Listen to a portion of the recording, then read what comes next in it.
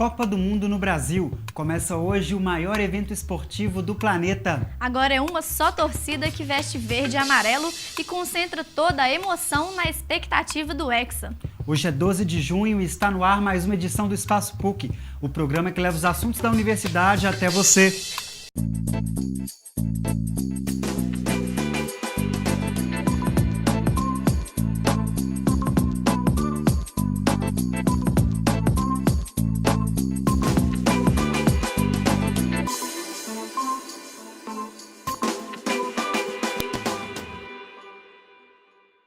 Olá, Brasil Futebol Clube. O futebol é arte que celebra a paixão do brasileiro. O patriotismo está diretamente ligado a este esporte e a torcida arrepia só de ver a bola rolar no gramado. A Copa do Mundo aguça ainda mais esse sentimento. A vontade da maioria dos brasileiros é assistir aos jogos nos estádios e ver a rede dos adversários balançar, não é mesmo, Paula? É mesmo, mas a TV forma um público importante em dia de jogos na seleção.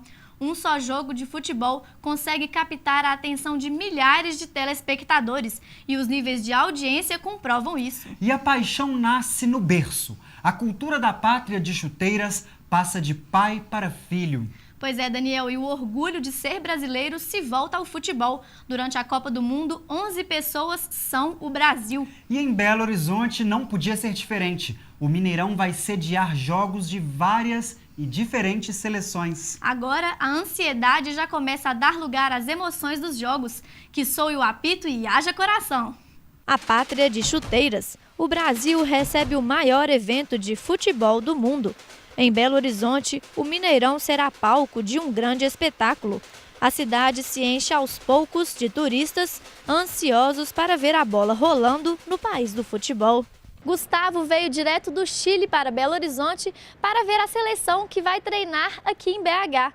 Gustavo, como que é a cidade? Está gostando? Sim, gosto. É uma cidade grande, é interessante sua arquitetura, tá? É muito colonial. E o povo brasileiro? Oh, muito bom, amigável. Eu não falo muito português, tá? Mas a gente dá para comunicar. Martim é argentino e está no Brasil há 6 meses. Ele é músico, fez alguns trabalhos na Bahia e agora em BH segue turistando. Eu gosto muito, por causa disso também estou aqui e acho que é diferente também. O povo é mais, sempre recebeu muito bom a gente, né? Não tem nenhum tipo de discriminação, de rivalidade com a Argentina, né? Ah, mas um pouquinho de rivalidade tem, não tem não, Martim? Tem rivalidade, mas é só brincadeira e mesmo muitas pessoas daqui me falam que torcem para a Argentina.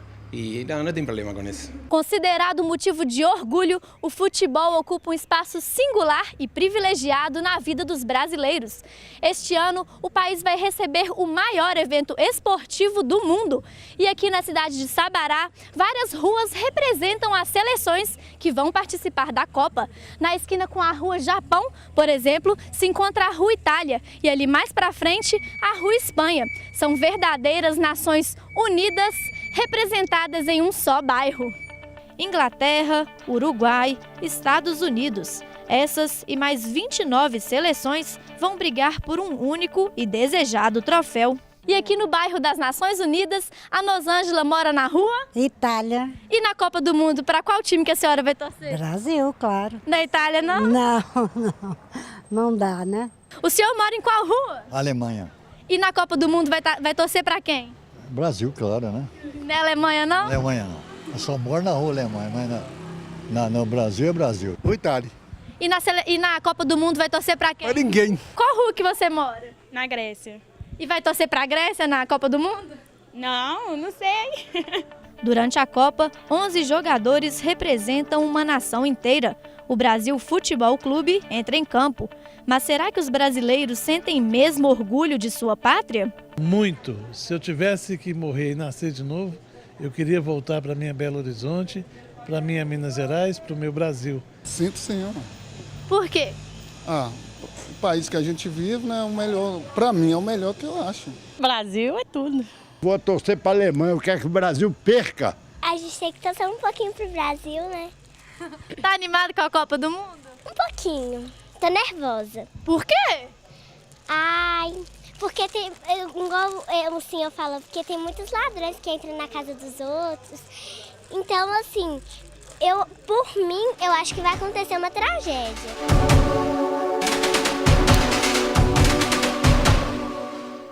O patriotismo relacionado ao futebol está mesmo presente nos corações dos brasileiros.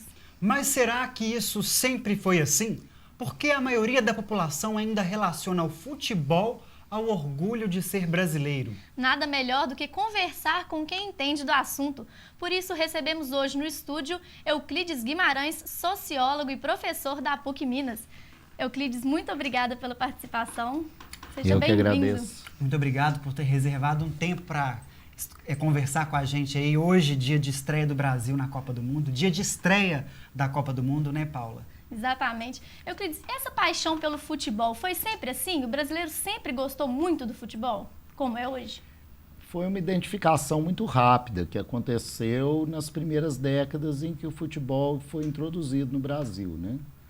E o futebol foi introduzido também bem cedo em relação à sua própria criação e institucionalização como esporte. Acredito que o motivo principal é porque é um esporte coletivo que pode ser assistido por muita gente, que não gasta muito equipamento para ser jogado e que foi identificado um pouco pelo fato de os ingleses que trouxeram o futebol serem normalmente engenheiros de trechos de obras. E isso acabou gerando uma facilidade para que o lazer dos operários fosse associado à prática do futebol. E também, né, simultaneamente, vamos dizer, começou essa coisa de curtir praia. E no Rio de Janeiro, o futebol foi introduzido, então, como um daqueles esportes que eram praticados ali na praia, né? E com isso, então, rapidinho virou uma coisa muito conhecida e foi criando a popularidade, né? E um esporte barato também, né? Pois é, pouquíssimos equipamentos para você praticar, né? Então, você tem ali condições de criar a própria bola, que é talvez, né, o equipamento mais essencial, ela pode ser improvisada, né? Então, eu mesmo, na infância, joguei futebol com meia, com bolas improvisadas, que não era ainda a bola de futebol como a gente está acostumado. Professor, e vasculhando aí os arquivos da PUC Minas, nós descobrimos que, dentre os milhares de alunos da instituição, um se chama Romário Bueno Monteiro e o outro Rivelino Alves do Nascimento. Segundo os pais, esses nomes são uma homenagem a dois grandes jogadores brasileiros. Isso justifica um pouco o lugar privilegiado do futebol no nosso país e nas nossas famílias? Com certeza, mas aí a gente precisa retomar um pouco essa história para ver quais foram os momentos cruciais desse processo, né? Porque apenas como uma prática amadorística como uma diversão de operários ou de rapazes na praia, não seria suficiente para que surgisse toda essa coisa. Na verdade, eu acredito que o momento crucial foi a Copa de 1938. As Copas do Mundo foram inventadas no momento do auge do nacionalismo, do patriotismo, no período entre guerras, né? Entre a Primeira e a Segunda Guerra Mundial. E o Brasil já jogou a primeira, porque foi aqui perto, no Uruguai, ainda não tinha muitas condições, era um esporte amador no país, mas participou da primeira, participou da segunda, mas quando foi a terceira Copa de 38, o Brasil teve uma performance surpreendente, como um país que era periférico e que foi capaz de chegar à semifinal da Copa com a revelação de um primeiro grande herói nacional, de um primeiro grande ídolo nacional, que foi o jogador Leônidas da Silva, conhecido como Diamante Negro. E para o senhor, qual é o significado? Nós sabemos que através do futebol podemos fazer diversas leituras da sociedade brasileira, mas dentre todas essas leituras, qual é o significado mais crucial da contribuição do futebol para a formação da identidade cultural do brasileiro? Pois é. Então, o Leônidas, ele se destacou na Copa por ser capaz de grandes improvisos, ser um jogador negro num período em que havia um racismo muito exacerbado, inclusive à véspera da Segunda Guerra Mundial, né? Então tinha toda essa coisa da ascensão do nazismo, que reforçava essa característica que bem comum às sociedades do racismo, etc. Mas o certo é que o Leônidas representou um tipo que o Brasil esperava fazer, digamos assim, diferença na nossa condição cultural, que era o de ser um driblador e de ser um improvisador e um malandro. Um artista do futebol. Um artista das bolas. Se relaciona, né, com o jeitinho brasileiro. Com certeza, né? Quer dizer, o jeitinho brasileiro estava sendo meio que ovacionado nessa própria ideia mesmo de criar símbolos nacionais.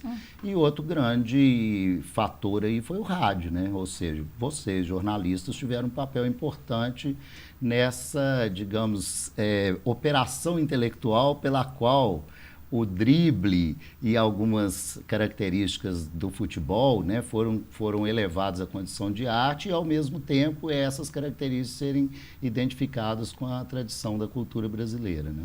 A radiodifusão, ela foi uma grande ferramenta de difusão, de fato. De fato, do futebol. E levou o futebol para as massas populares, popularizando o esporte. O Brasil se urbanizava, a rádio tinha um papel cada vez mais importante nisso. A proximidade da guerra fez com que ainda se proliferasse mais a audiência de rádio, porque era pelo rádio que se tinha notícia do que estava acontecendo lá fora. Então foi uma combinação de fatores que acabou elevando o futebol a uma condição, como Nelson Rodrigues depois foi consagrar, de pátria de chuteiras, né? Na verdade, a seleção brasileira, né? Como uma pátria de chuteiras. Verdade. Bom, nós vamos fazer uma pequena pausa. Vamos para um rápido intervalo, não saia daí. Daqui a pouco o Espaço PUC está de volta.